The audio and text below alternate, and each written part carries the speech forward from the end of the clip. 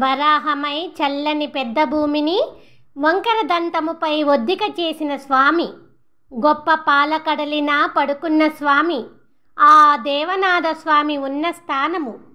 చల్లని నీటి సరస్సులలోని ఎర్ర తామర పువ్వులలోని తేనెను తాగిన తుమ్మిదల గుంపులు ఇంపైన రాగమును పాడుతూ అందమైన తోటలలో వికసించిన సురపొన్నలపైకి వెళ్ళి చేరే తిరువహీంద్రపురమే.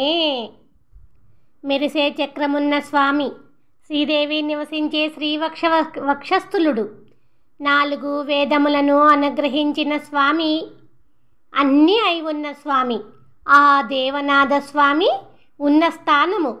విచ్చిన కమలముల మధ్యన ఉన్న ప్రియురాలి రాక గురించి ఎదురు చూస్తూ కొండచర్యలలో పెరుగుతున్న మాధవీలతల పందిరి కింద తెన్నాని ఇంపైన రాగమును పాడుతున్న తుమ్మిదులు తిరిగే తిరువహీంద్రపురమే.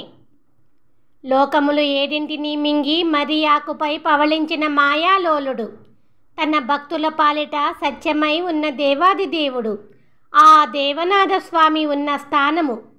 కొండచర్యల నడుమన పెద్ద పెద్ద చెట్లకు చుట్టుకున్న మల్లెలు మొల్లలు కదలాడుతూ సంపెంగల పరిమళములతో సయ్యాటలాడుతూ నల్లని స్వామికి చల్లని గాలి వీవినలు వీస్తుండగా, ఎర్రని తామర పువ్వులు నిండి ఉన్న అందమైన సరస్సులతో మెరిసే తిరువహీంద్రపురమే.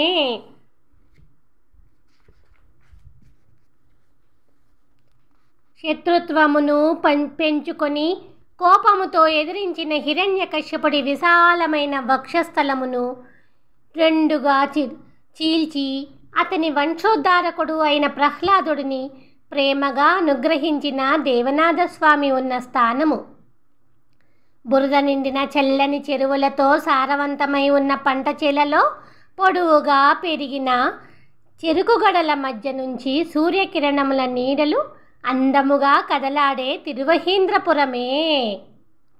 బలిచక్రవర్తి యాగమునకు వెళ్ళి విశాలమైన ఈ భూమిని యాచించి కొలిచిన స్వామి, గోపిక లత రాధ గురించి ఎదురించిన ఎద్దులతో పోరాడిన స్వామి, ఆ దేవనాథ స్వామి ఉన్న స్థానము.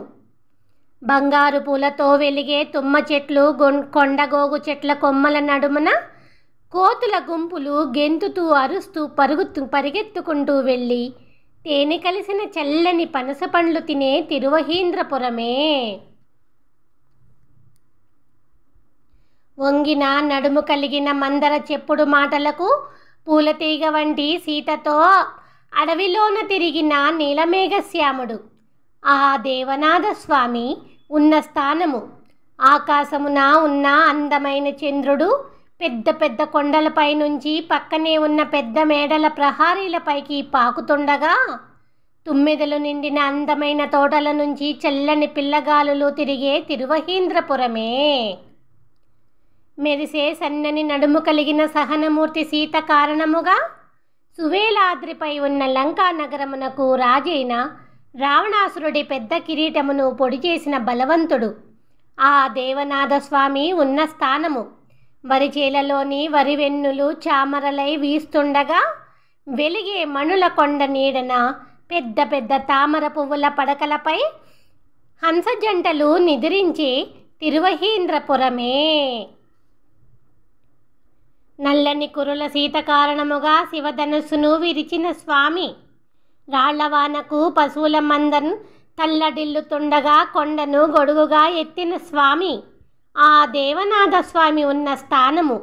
పెద్ద పెద్ద కొండలపై దంతములు కలిగిన మత్తగజములు హాయిగా తిరుగాడుతుండగా, పంట చేల పక్కన అలలు నిండిన చెరువులలోకి కొండలపై ఉన్న చల్లని చందనపు నీరు చేరే తిరువహీంద్రపురమే.